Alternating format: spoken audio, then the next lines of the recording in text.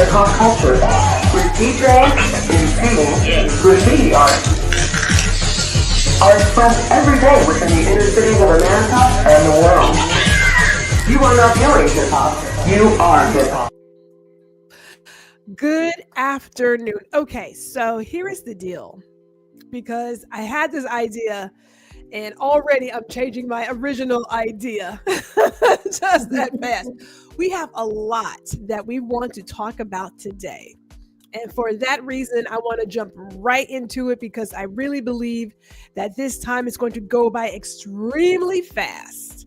And for that reason, I want to get right into it. So let me just go ahead and say this. Shout out to my mother who is here. Shout out to my sister who is here. And I want to say this too. If you're in the audience, whether you're watching now or in the replay, we would love to know if you're here live today, obviously. There's a poll going on about whether or not you support the stand your ground laws. Let us know your thoughts. If you're watching the replay, you can still put your 2 cents, your 5 cents, your dollar in the comments. But I definitely want to hear about that. Let us know that. So let me go ahead and put that out there. And then we're going to get right into it. My counterpart, my associate, my colleague virtually is here today. Jazzy, how are you this evening, ma'am? Actually, it's still afternoon. Yes, evening. Yes. Going into evening. Yes. Good afternoon. Hi. Evening for you. Here. I am excited to have you here because we had this conversation about a few weeks ago.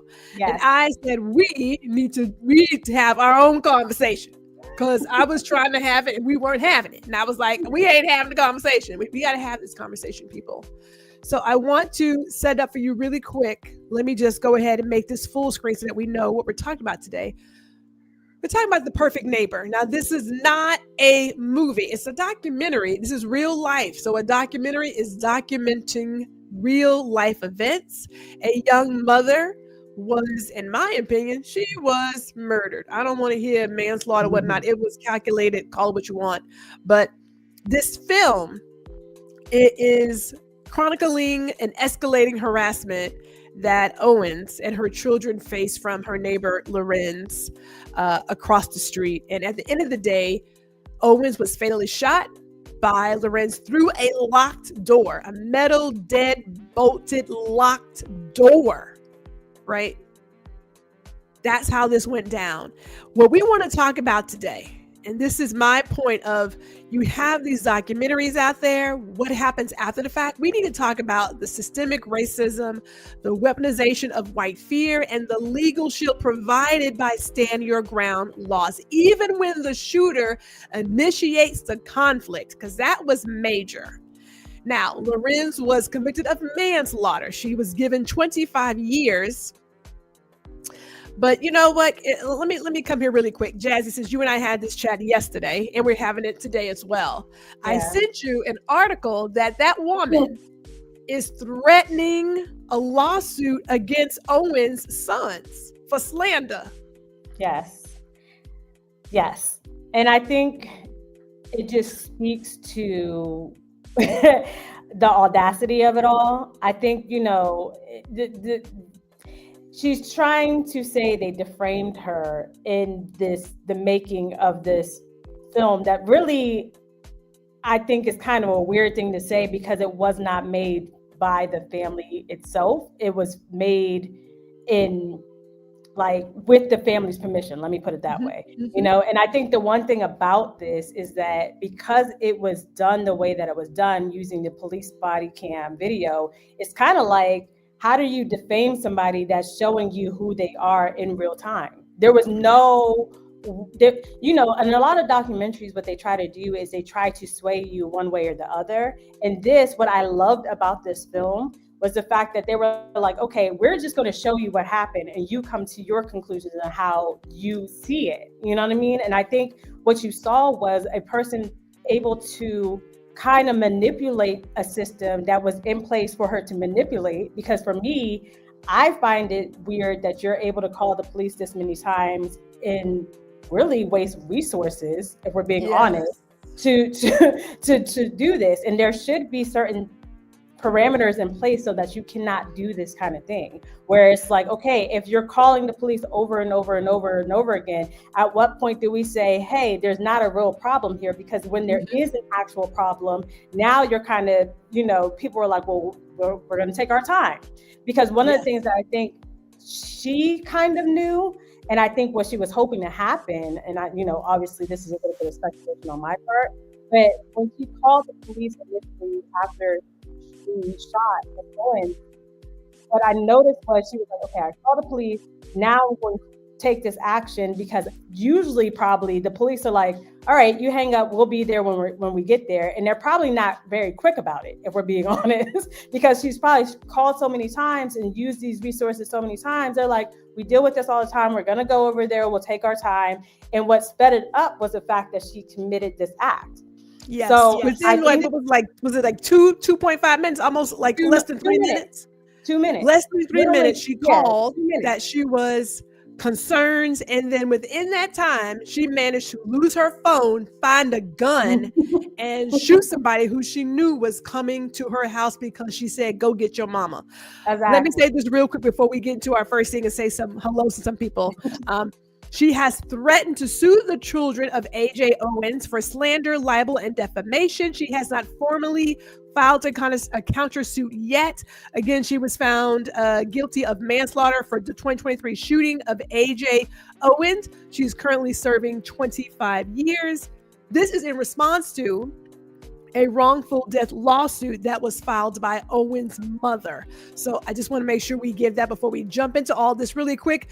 Shout out to, let me say some hellos. There is Darcy O'Neill. Hello to you.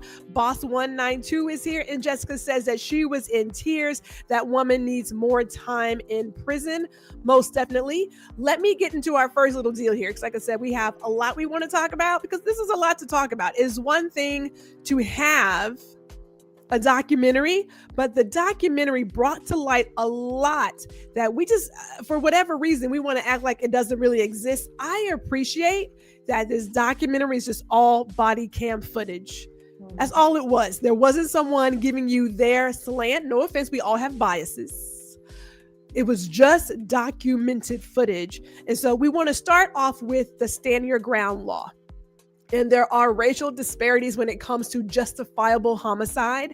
We know based on data, and I did my research, so I'm going to say this right now. We may not get through all of this, but I did my research. But they have found that white shooters who kill Black victims are found to be justified 4 times more often than Black shooters who kill white victims. There was a study done by the Urban Institute found that killings of Black people by white individuals were more likely to be ruled justified than the reverse, even when controlling for circumstances. And some of these incidents happened in public. Now, Jazzy, I'm going to let you share your thoughts on that, because when I saw this video, what really got me was she called the police, hurry, come over, blah, blah, blah. 3 minutes passed by, 2.5, whatever. She has now unalived a mother. And now all of a sudden she's on the phone like, oh my God, I was fearing for my life. I was so afraid and da-da-da. And they were like, so what happened? Who are the kids? Those raggedy kids? That was quick.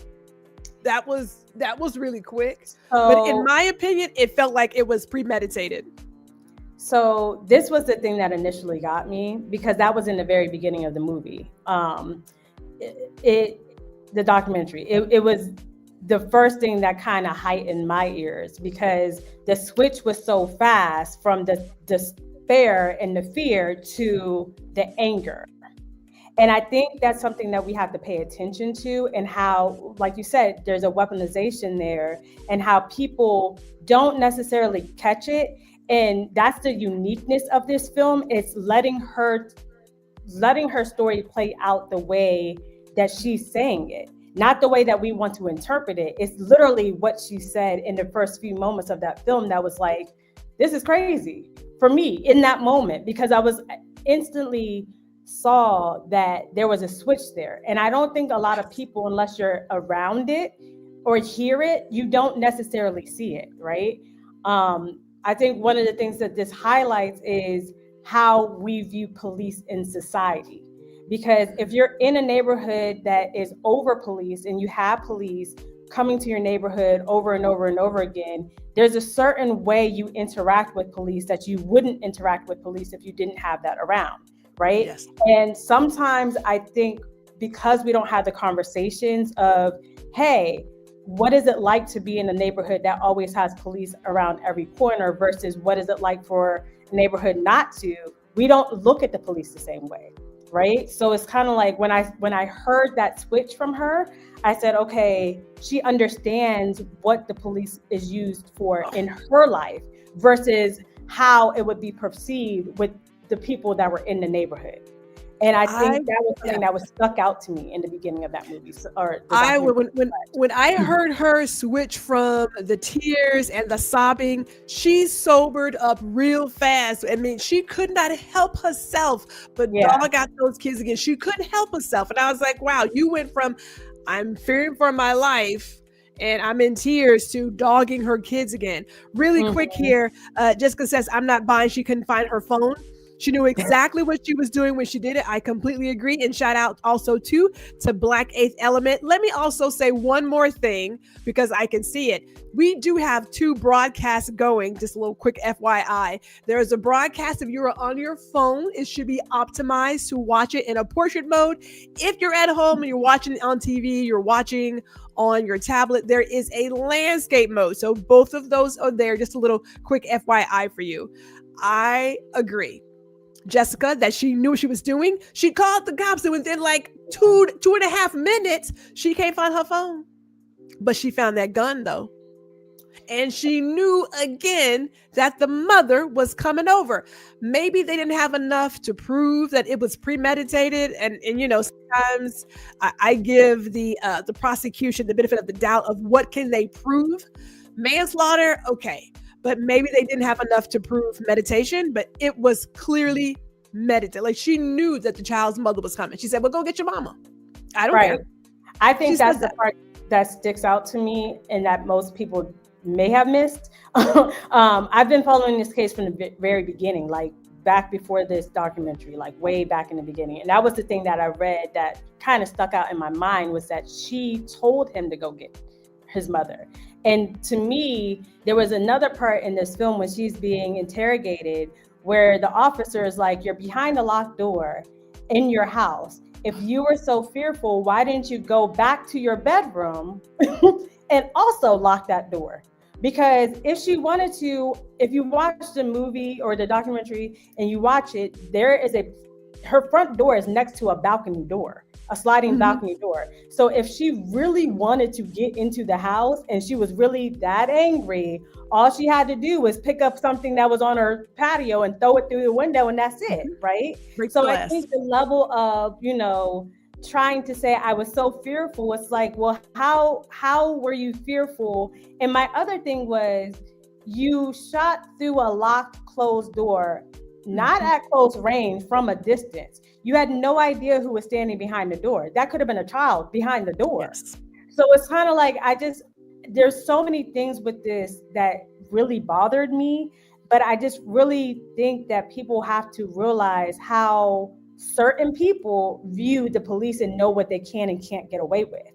And we have to understand the levels of that. And I think it's something that I've learned as I've gotten older, talking to more people and kind of being in the neighborhood that I grew up in versus the neighborhood I went to school in. I've kind of seen it, right? Where it's like, in my neighborhood, there were a whole bunch of police officers. And in the neighborhoods that I went to school in, there were none, like literally zero. You wouldn't see a police officer unless you actually called one. And I think sometimes that's important to point out because when you don't have that, in your head, if you've never seen the police, people cannot fathom why the police would just show up somewhere they're not supposed to be, you know? And let me add to that really quick before I move to our next slide here. there is a difference. So I don't know if you guys have checked the news, but they've been talking about flock cameras, and these are license plate reading cameras where, yes, we are under surveillance. We can do a whole thing about surveillance some other day. But I think it was in Colorado, a police officer showed up to this woman's house who happens to be Caucasian, accusing her of stealing packages from somebody's porch. Now, she opened the door, walked outside like, hey, how can I help you? Having no idea that he is there to get her to confess to a crime she didn't commit. And I mean, he went over and over again. He's like, I'm not going to show you the video if you're not going to be honest with me. She's like, my truck, my fancy truck has cameras. It tells me exactly where I am. So I don't understand why you think I did this. In that moment, I am sure she said, I'm sorry, wait a minute, what? Are you accusing me of stealing something? Are you serious? Whereas for us, and I say us lightly, but for us, we don't always see the police officers that way. Now, I have retired HPD officers in my family and some other positions. So, it's kind of like 50-50, but there is a different feeling when you're in a Black and brown community. I will also say this, that with stand your ground laws, there has been an increase in monthly homicides, 8 to 11%, and that more than 700 additional gun deaths happen from stand your ground law. So we want to talk about this before we go too far. Let me get some of this other stuff done. This is The Perfect Neighbor. We're going to talk about policing, poverty, and white tears.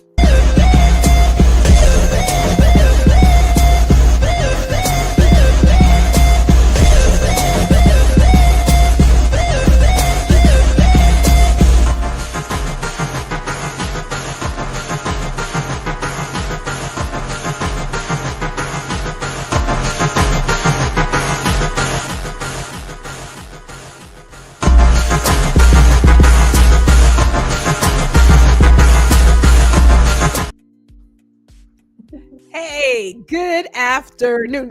Okay, so let me go here really quick before I get myself into all the things. Let me go here and do it, and then I'll bring my friend back. This is Girl Listen. I am Gwendolyn G.R. Houston Jack. I have the beautiful guest Jazzy with me today to talk about The Perfect Neighbor, which is a documentary of a real life event. But we want to dig deeper into the over-policing of Black and brown communities. We want to talk about the weaponization of white privilege, and we're going to talk about bias as well from our law enforcement. This is streaming live to LinkedIn. It's also streaming live to YouTube on two formats. There is one if you're on your phone, so it's portrait. There is one that is a landscape if you are on a tablet or your phone or the TV. So just be advised of that. If you haven't already, we would love for you to like, share, subscribe, tell a friend, tell all their friends. And then also too, there is a poll going on right now. We got a poll going on. We want to know how you feel about stand your ground laws. Do you support it? Do you not support it? Do you think it depends on the situation? So really quick shout out to Ollie, who is here. Yes, thank you. Coming in and I know it's almost getting late on your side of town. Can you explain to a Belgian what is stand your ground law? I'm not in the U.S. Thank you for saying that. In the U.S., there is a law that in layman terms, if you feel a little funny about the person who's on your property and you feel threatened, you are allowed to use deadly force. There it is. That is it. And in some of these situations, and there have been some funny ones in the US, Ali, that there was one at a convenience store a few years back in Florida as well, where this person was like, oh, I felt threatened and now I'm gonna unalive somebody. Look, I believe that if you can walk away from something, walk away. Now, my husband is retired military. So yes, he owns guns, but he is very clear about one thing. You only carry the gun if you feel the need to use it. Otherwise, why are you carrying it? There is no need to go to the grocery store and have a whole piece on side of you. There is no need for that. You're just going to the store. Like, what exactly are you so fearful of? If that's the case, get your groceries delivered to your house. But that is the deal, Ollie. And so we have found in the U.S., if you are of certain ethnicity, and we'll say in this case, this was a white lady who fatally unalived a Black mother behind a deadbolt metal door. She really thought she was not going to be charged. Yeah. What say you, Jazzy? I agree with that. I think she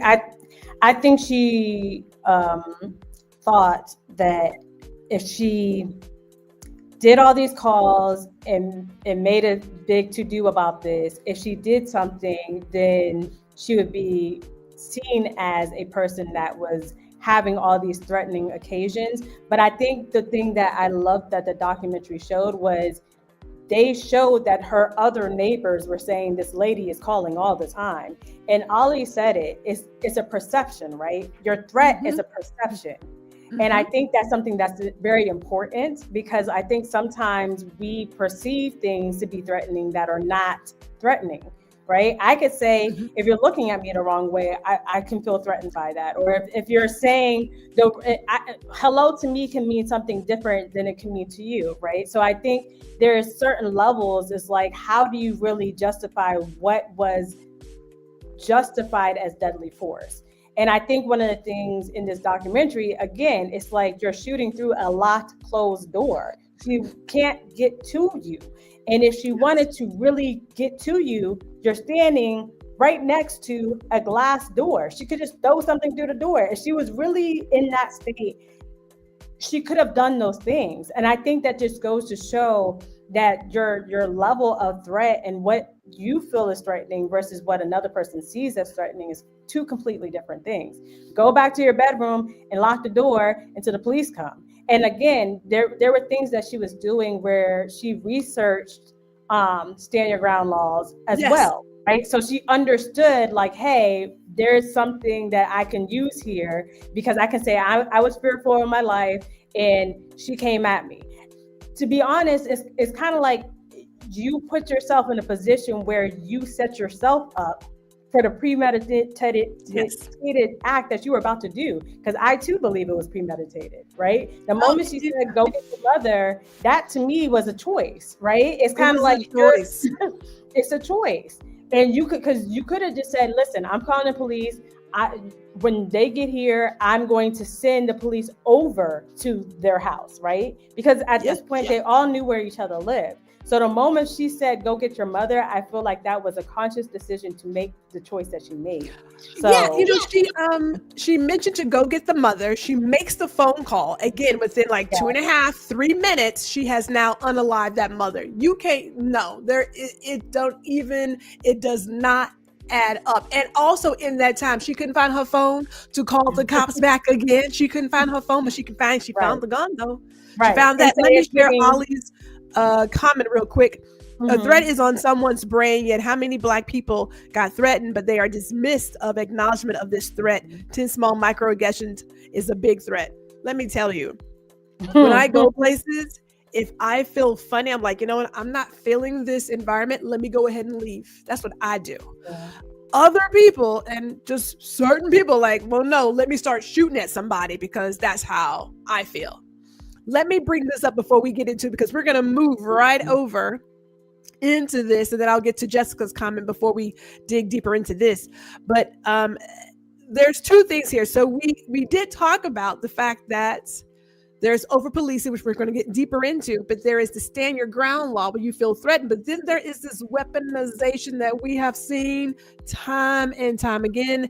Angela Owachi, I hope I said her name right, Willigs, she had a landmark article called Policing the Boundaries of Whiteness. And she drew a direct line from Emmett Till's 1955 lynching to Trayvon Martin's 2012 killing, around that both of these cases reflect on how whiteness is protected and Blackness is criminalized. Now, you guys know the horrible story about Emmett Till. He was murdered after being falsely accused of offending a white woman. His killers were acquitted by an all-white jury despite overwhelming evidence. Trayvon Martin, as a Black teenager, was killed by George Zimmerman, who claimed self-defense. Although he followed that kid, he followed him. And of course, he used Florida's stand your ground law. He too was also acquitted. Now, Let me go ahead and say this, because you and I were having this chat, Jazzy, and I'm going to bring Jessica. I'm going to bring up your comment real quick, and then we're going to get into this. That last interrogation, when they officially arrested her, they asked her if she had any search history on her computer or her phone that would show her looking up that law. She didn't fully answer. She knew what the answer was, and that's a great segue, because with the technology we have today, in my opinion, we are seeing more and more people, and there's so many videos of certain persons of Caucasian persuasion knowingly weaponizing their white privilege. Have we not seen that time and time again? Mm-hmm. We're seeing it far more now. Like in the past, it was just accusations, right? Accusations led to a lot of horrific events in Black communities.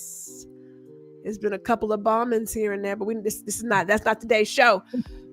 In this era, how many times have we seen somebody of Caucasian persuasion not get the answer or the response they wanted and immediately went to, I'm going to call the cops. And then the words they are purposely choosing to use are not real. Who was the guy in Central Park who was bird watching? Yeah, the bird watching.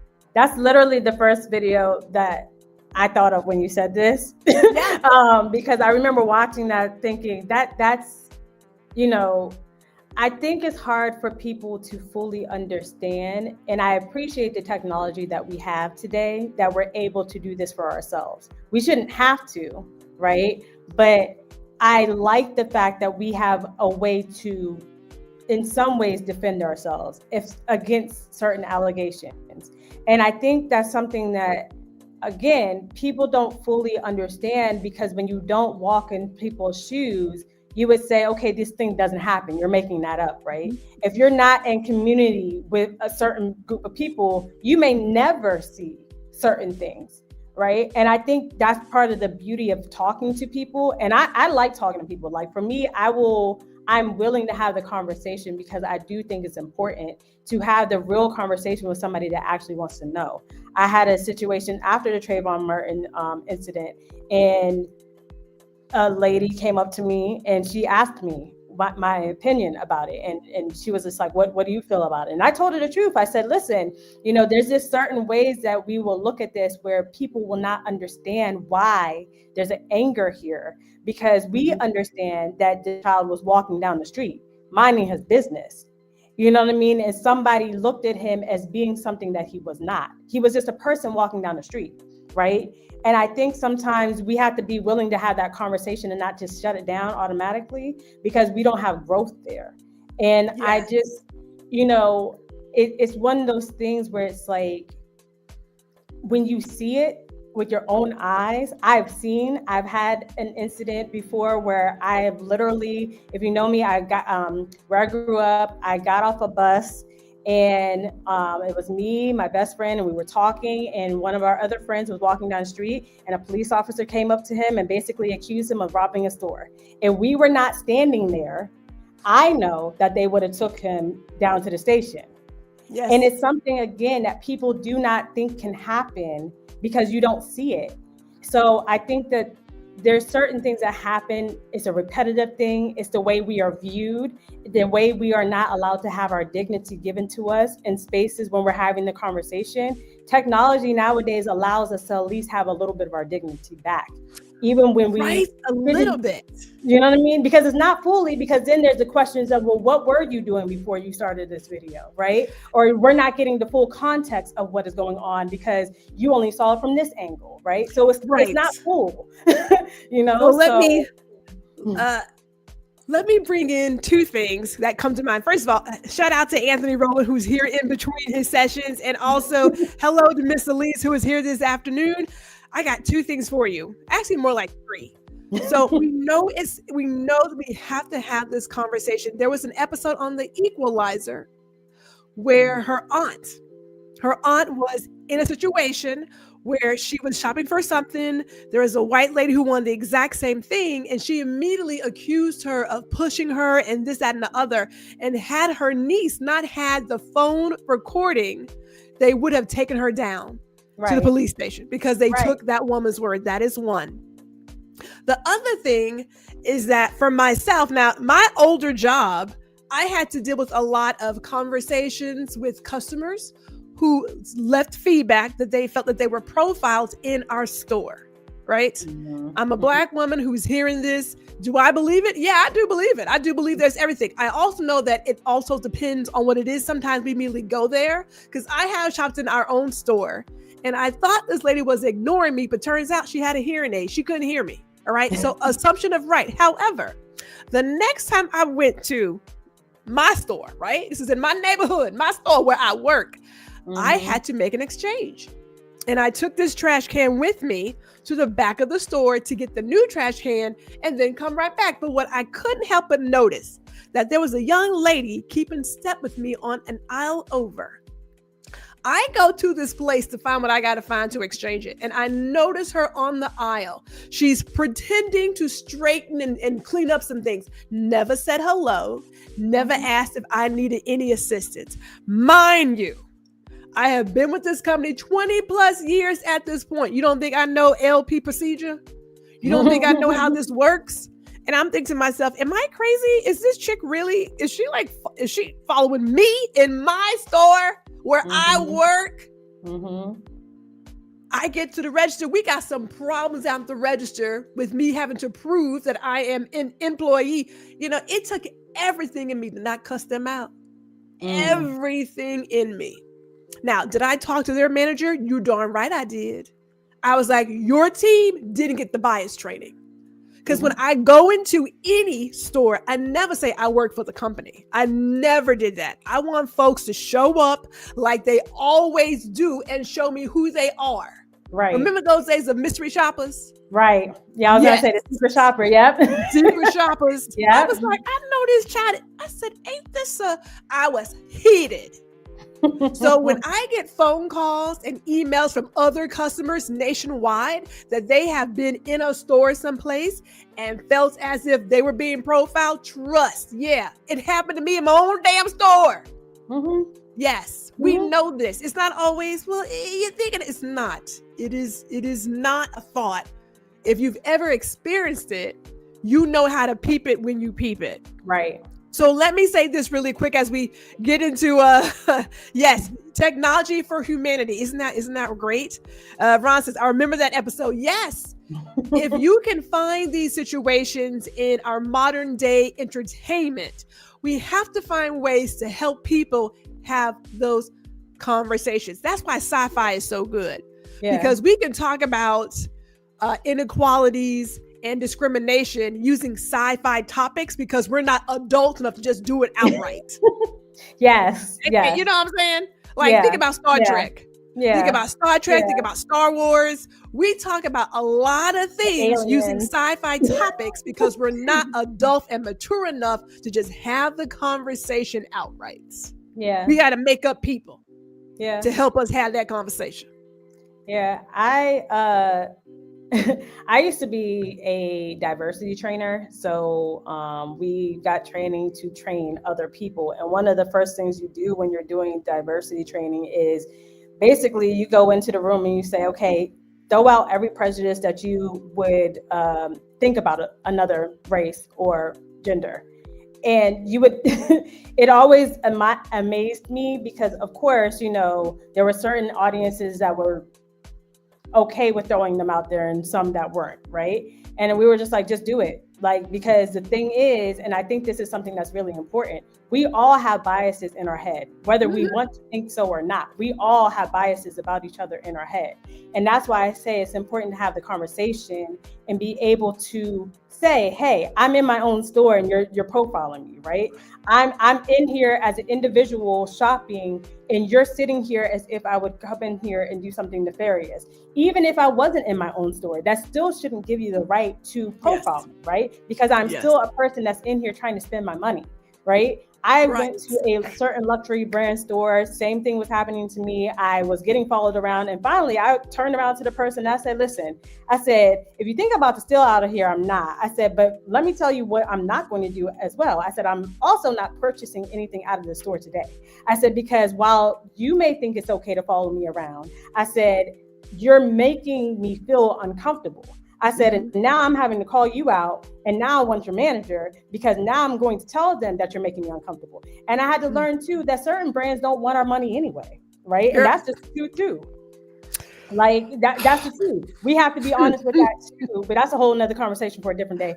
But I think sometimes I bring up the biases part because I think sometimes we all think we're like, oh, okay, I'm better here and I'm better. We all have it, right? We all have it. And no matter what we think about each other, it's your willingness to see a person in the value of them being a human, right? And how they bring their humanness to the world and view people through a lens of, okay, I want to see who you are and not just look down on you and think that I'm up here on this pedestal and you're down here. The moment we can really look at each other in the eyes and say, I value you as a person and you value me. There was no humanity from Susan. There was just none. No. Oh, no. Right? Like there was no humanity for the kids that were in that neighborhood from her. There was no humanity in even today. To me, there's no remorse or humanity that she has shown this family after she even took a life, right? Yes. The only thing she really believes she's justified. Right. And the only thing she feels bad for is the fact that she didn't get away with it. That's the way I feel, right? Like I completely agree. It is clear. It is clear from the fact that she's even threatening a lawsuit for slander is clear. It has not registered with her that she was wrong. She has no remorse whatsoever. Karma's gonna get her though. I'm not worried. Like everybody gets their comeuppance. Yeah. At the end of the day. Let me get into Ollie's comment. He says, and I totally rebuke people that are using excuses for their harm. No, being ADHD, autistic, neurodivergent, whatever, it's not an excuse or a white card for toxic actions. I agree with that. So let's go to that, because we see that there are false accusations by white individuals, sometimes called weaponized whiteness. It has led to police confrontations, arrests, and even deaths of innocent Black people. E.g. Christian Cooper in Central Park. That's his name. I knew it was somewhere. Girl, I've been researching all this stuff. And Elijah McClain in Colorado. Let me bring up one more that happened somewhere in Texas. I watched this video about maybe 2 or so months ago, but this guy was at a gas station, did not like the music playing in a lady's car. He got belligerent with her and then called the cops, claimed that she hit him. Now, she recorded the entire time. And she said, you should not do that because you're going to go to jail because you're making a fraud, a false, what you call it? Police What's report. the thing? Yeah. False report. Thank you, ma'am. Yeah. And he did it anyway. Now, typically, we have seen in the past where the person who is being accused has no plate. Now, I'm not going to say that both of the cops were like, look, it's 8:00 in the morning, shouldn't be that bad. But they were, it was still kind of leaning towards, here's this white guy saying that this happened and that happened and that happened, right? The people in this love said she's here all the time. She comes in here, she's a regular, we know her, she's not combative. We don't know what it's about. Now, of course, they have their cameras. She has her phone. And she's like, you can watch it right here. I have proof. I never touched this man. Right. We have all of his words. So they go to him and say, look, we see that she never touched you. He's like, no, she did. She assaulted me. He's like, if you can't show me on your phone where she did this, you're going to jail. He's like, I'm telling you. He said, I just need to see it. And he kept on with the lie until the point he's like, well, maybe she didn't touch me. He's like, you know what? Put your hand on your back. You're being arrested.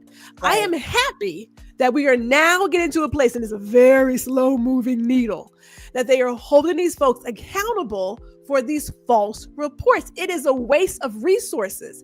And you're putting somebody's life on the line, because a lot of these cops, they will shoot first and think about it later. Yes. This is not, it's like when we say weaponization, it is not just they'll just get like a ticket. There was another father and son, 2021 in Florida, working on their rooftop. There is a bank robbery. Their neighbor calls and says, I think you have one of the suspects here. They get pulled over. They are detained for an hour. His 14-year-old son is handcuffed in the back of a car, all because some lady said, I think he may have been part of that. Yeah. There are real consequences to these lies, and the weaponization is not just, they'll get over it. That is not the case. That is not the case. And one of the things that is not talked about, because yes, there's a component of, them getting arrested and all that stuff, the financial resources it takes to make yourself innocent in some of these cases, and then trying to get some of this stuff expunged off your record, it costs a lot of money. Yes. And nobody talks about that piece of it, right? Getting expungement is not cheap. You're not automatically, like when they drop the charge, that charge doesn't automatically just drop off your record. Like you have to go and get that taken off. And I think some people don't understand the financial cost of this weaponization as well, because some people don't have the money to do it. Right? Yes. Some people don't have the money to even say, okay, I'm innocent. Some people don't even have the money to get out of the jail cell that they're in before their trial comes to play, because they don't have the money for bail, and neither does their family, right? So these have ripple effects that can affect these families over and over and over again, right? And I think sometimes we just have to think about, like, it's not just in the moment scars that are being written on these people's chests, right? It's ramifications for their job, for their livelihood, for everything that's going on, their businesses, their reputation, them trying to fight an uphill battle against a system sometimes that is not going to even look at them and giving them the humanity that they deserve. And I think that's why when I see it happen, I think when I watched this documentary, it was honestly a little bit of a trigger for me, because I was like, man, here it is that this whole neighborhood is telling you that they have people dealing with this lady that is telling them a lie after a lie after a lie after a lie. And she knew that she could keep going with it because nobody was going to stop her. We need to have certain laws in place to be honest, to fight against that and to say, hey, this is not something that we need to keep wasting our resources on. This money could be used for far more things than to harass kids that are playing on a field next to the house that they are a part of, a complex they're in. Like, it just needs to be said. And I think sometimes we have to be honest and search ourselves and say, like, why do we allow this to happen? Why is this okay with us? And I'm not saying us, I'm saying a certain group and demographic of people that allow this kind of weaponization to happen in the first place. And I realized too that sometimes, they understand what they're doing when they're doing it. She understood what she was doing. People know what they're doing. Right. With the bird watcher, the Christian Cooper video and that whole situation, what she did in that moment, she understood the ramifications in what she was doing when she was doing that.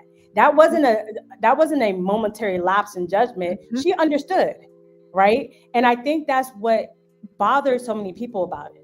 Right. But there's far more hers than there are the people that are saying, hey, like, we need this to change. The system doesn't change if people don't allow it to change. The system doesn't change if these people don't say, hey, we're not going to stand for this anymore. And you have to recognize it. Like, it needs to be acknowledged. Let me jump in with Ali. He says, a waste of resources and most important, waste of time, of nervous system energy. We need to raise humanity vibrations by considering we are all the same souls in different human vehicles. Even if they don't understand, they are not caught accountable for the toxic behavior. We need to stop to normalize toxicity. Now, here's the next thing I want to talk about here. That's a great segue. When we talk about the police bias. Now, when I watched this, let me come full screen real quick. When I watched this, the very first interaction they had with AJ Owens, one of the cops was like, yeah, people do things, but that male cop, and I'm gonna say it, that white male cop, he went into this immediate mode of, you should do better. Keep your kids on this side of the street. Don't go over there. I'm sorry. She don't own that land. And why is it that we have to do better versus telling this lady she should just move? Why not? Like, there is this want to tell certain persons that if you would just stay in line, this could just all go away. His attitude was stank. The bias was falling off of his body. I was like, this is the first time you've even come out of here, and that's your response? Seriously? So let me go here, where we talk about that Black people are stopped more often than white people, especially for non-safety related pretextual reasons like minor traffic infractions. Searches and use of force are more frequent during stops involving Black individuals, even when controlling for location and alleged offense. There are, of course, disparities across each stage of police interactions, from initial stop to search, citation, arrest, the use of force. It goes on. It goes on. We know there's a bias there. Now, personally, if you research the history, I just believe you've got your slavery links that have just simply transitioned into what we have today as law enforcement. Yes. Okay. Yes. And also, you know, when they say the saying really is, one spoiled apple spoils the bunch, because one spoiled apple does. I think when you can have 50 good cops come to you, but that one person that's treating you a certain way, and if they're planted in a certain neighborhood, right, that can have lasting ramifications, not just for the police, but also for how people in those neighborhoods deal with and interact with and understand how the police are, right? And I think something that's not talked about enough is why certain demographics view the police the way that they do, right? Like, yes. It's something that we kind of gloss over, because I think everybody believes that the police are used in the same way, but they're not. Because if I'm like I said earlier, if I'm in a neighborhood that always has cops in the neighborhood constantly surveilling me and viewing me and following me and doing certain things to me and harassing me, right, when I feel like I'm doing nothing wrong, versus never seeing a cop in the neighborhood ever, right, I'm going to view those situations differently. And my perception of the police may be fear versus the perception of somebody else and how they view the police as, okay, these are nice, friendly people that are trying to help us. And I think not understanding the difference between that and understanding how the police show up in your neighborhood is very important, makes it easier for us to have this dialogue of saying like, hey, we can actually come together and talk about this. Again, in my neighborhood, my neighborhood was kind of sectioned off. There was like apartment complex, houses, apartment complex, right? And there was this community meeting with police and people in the neighborhood, right? And so one of the people that lived in the houses, he came out and he said, listen, I don't understand why you guys are always in these neighborhoods, because my wife runs through these neighborhoods every morning, never has a problem. And she always tells me like how friendly everybody is. And, you know, and it kind of made me laugh, because I'm like, yeah, because if you came here and you just saw how we were in community with each other, you would see we look out for each other. If I was doing something bad when I was little, trust and believe my next door neighbor was going to tell my mother. Like, I remember me and my sister one time, like, got into a fight, and this lady walked up and she was like, hey, no, knock it off, because I'm telling your mother, right? We in neighborhoods like this, and this is the one thing I loved about this documentary that showed this, is that the community really was bonded together in a way where I think needed to be seen, because a lot of times you view the neighborhood and you're like, oh, okay, well, these people are just bad and they're whatever. They were looking out for each other. Yes, like all the kids. All my kids. She was like, these are all my kids. She was like, I have my 4, but these are all my kids. And I look out for all the kids, right? And all other people, there was a guy that said that when they were talking about him, like Isaac lifting up the dog, and he was like, what are you talking about? Like, he can't lift up that dog. That dog is bigger than him. Like, what are you talking about? Right? And so I say all that to say those kind of communities really do exist, and we do hold each other accountable in those communities, right? Far more than the police ever would, right? Yeah. And if the police is messing with the kids, they will also, your neighbors will come out and say, hey, go down here and get so-and-so because they're messing with whoever, right? And we would be there to protect are people in the community. Police that was spot on. Because I think about how those officers, and there were various officers interacting with these kids. It was one of those where it was, I'm going to be friendly and build rapport. At the exact same time, I'm going to ask these kids to police themselves. Right. Like, don't go over there. Don't do that. I know you guys can be loud. It's like, at what point do we stop and say, okay, they are kids? And when do you guys look at your history of all the phone calls she has made to say, maybe you should move to a neighborhood that has no kids? Because they're kids. They are children. Moved to a 55 plus neighborhood. She lived in Ocala. I know where that is. I used to be in Ocala, Florida a lot. There are a lot of 55 plus neighborhoods in Ocala. A lot. Okay. But also the thing that got me was, it wasn't so much when she called them out to the neighborhood. What really got me kind of like, at this point, she's being kind of out of control, was when she actually went to the police station. And I said, at what point do y'all say, hey, ma'am, you got to knock this off? Like, we have hundreds of calls from, or like all these calls from you. We have, you're coming up here. What do you want us to do about this situation? Because at a certain point, what is it that you wanted the police to do about the situation? Did you want them to make them not play in the field that was not your property? Like, it was open land. It was open land. But I want to pull in something that you mentioned, because you did mention the trauma of it. There is a mental health toll, right? There are psychological and social consequences when there is a repeated negative encounter with police that contributes to stress, trauma, and feelings of unsafety. Just looking at what we are seeing right now happening across the board, I can only imagine what some of these kids are feeling. Now, I know in elementary school or what have you, they teach you the firefighters are good, the cops are good, teachers are good, the so-and-so's good. They are put up as, you can always trust them. You can always trust them. Okay. Completely forgetting that some of these people have crazy biases, should never be in a position of law enforcement until that first interaction happens. This is even for the, if you just do as you're told, that's that BS right there. Yeah. That's the BS. Yeah. But that comes from, again, some other time, and they're just bringing that attitude forward. Is like, no. I don't we have seen it time and time again. Yeah, I don't even think people realize the trauma that does come from that. Like I said, like I know a lot of people that do not trust the police at all and will not call the police under any circumstance because they don't trust them.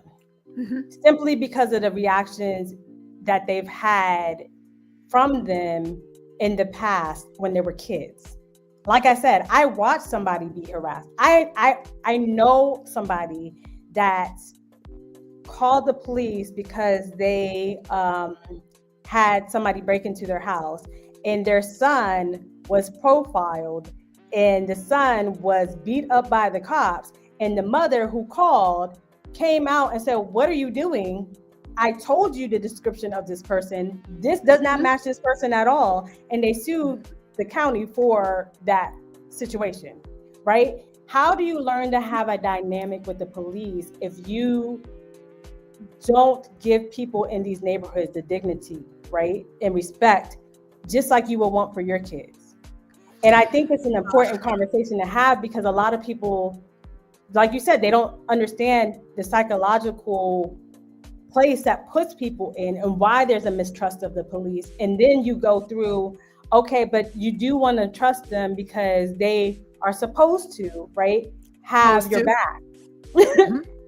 And you just set up a whole system of people that don't trust. And then you have, again, this disconnect.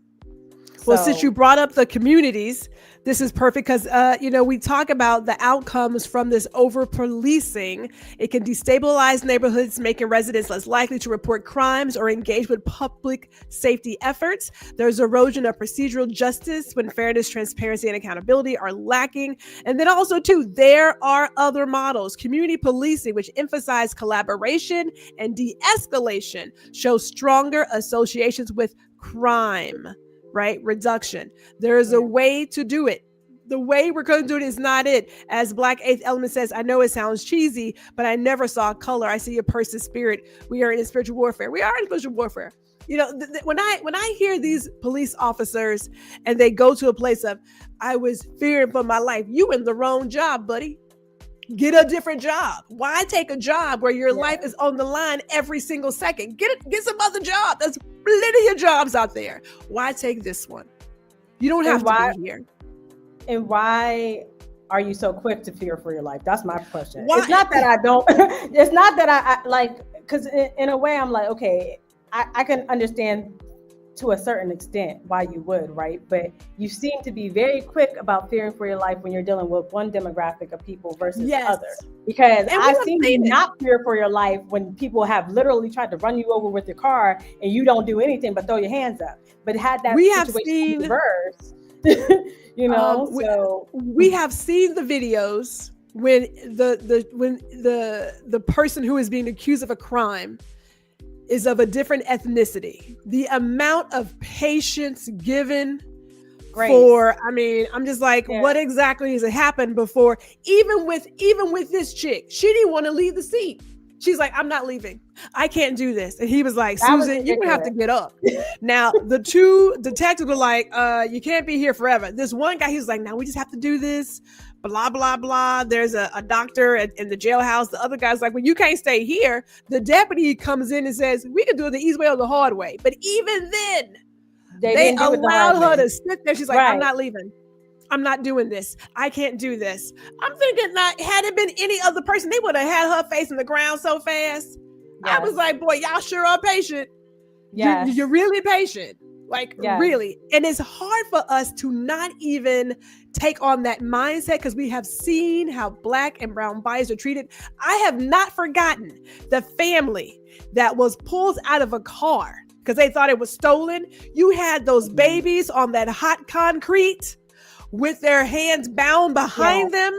Babies. I remember that. These are babies. Don't tell me you don't know how to police without extra force.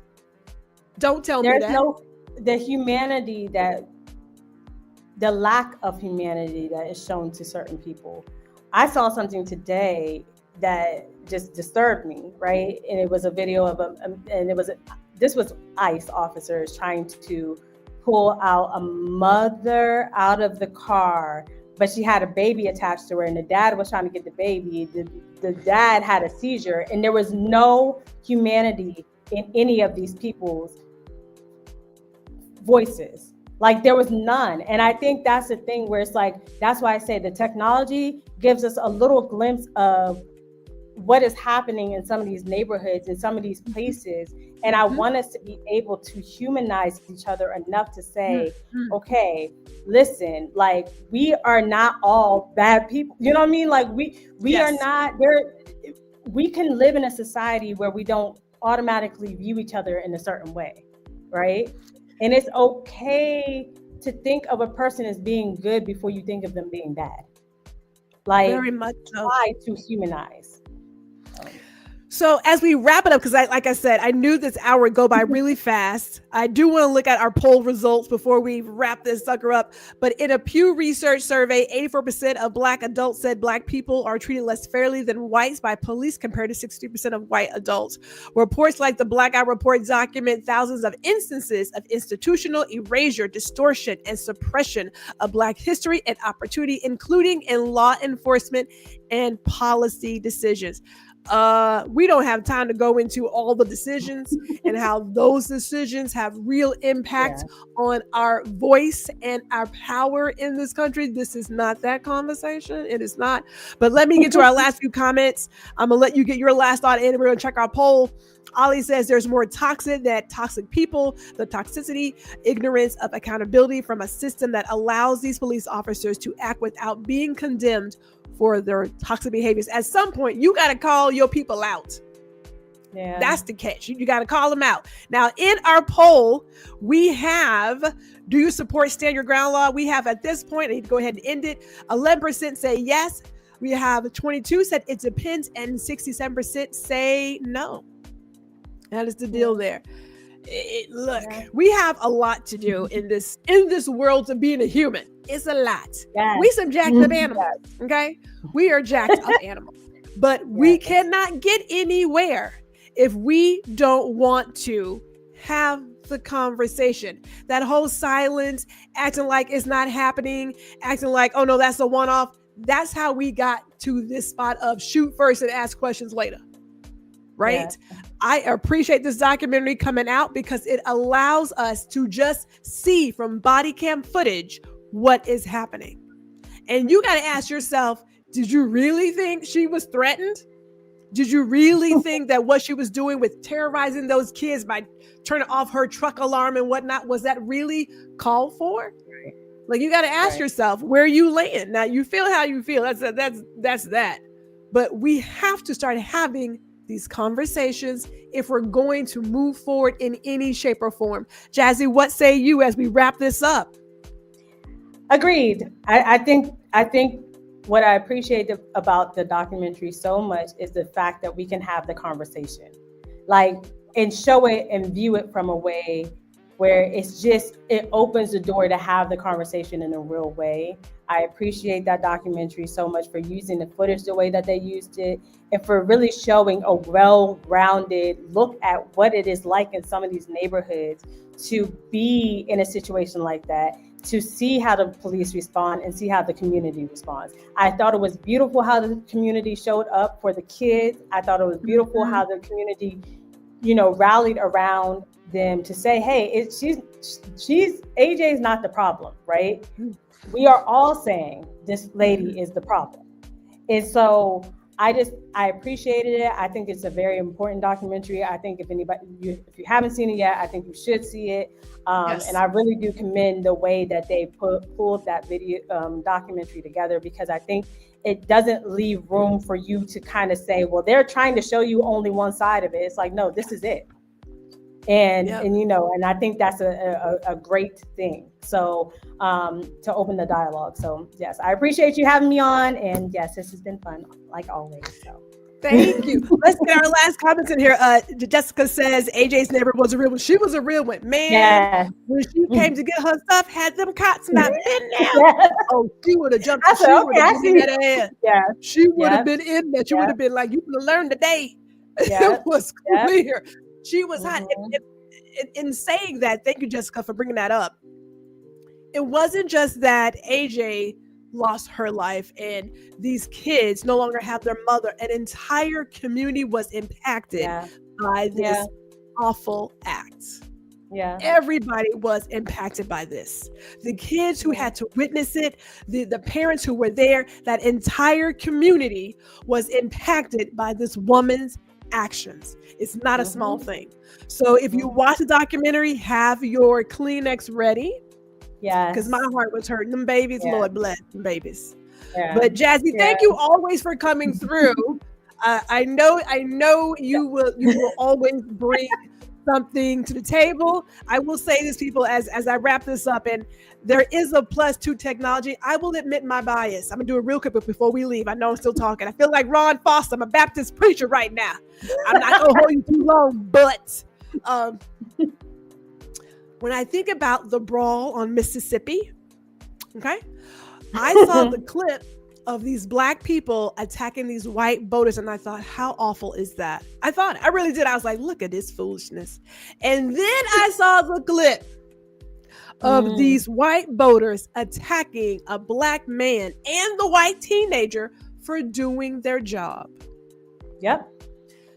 Perspective matters. Context matters. How you edit a camera footage, video footage, matters. I admit to my bias. I was like, look at these Black folks out here doing this foolishness. Look at this right here.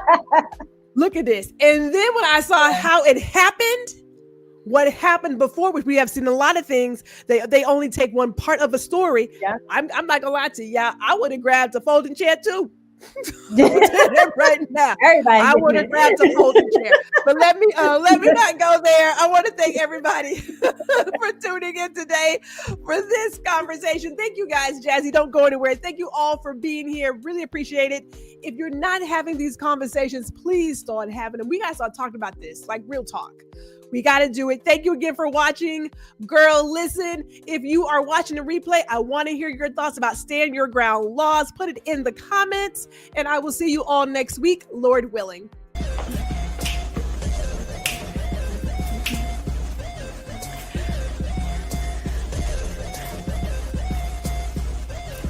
Hey, it's G. Thank you for watching this episode of Girl Listen. Be sure to catch me every Friday at 4 p.m. Central, 5 p.m. Eastern. And while you're here, I cordially invite you to like, share, and subscribe to my YouTube channel. See you all next week.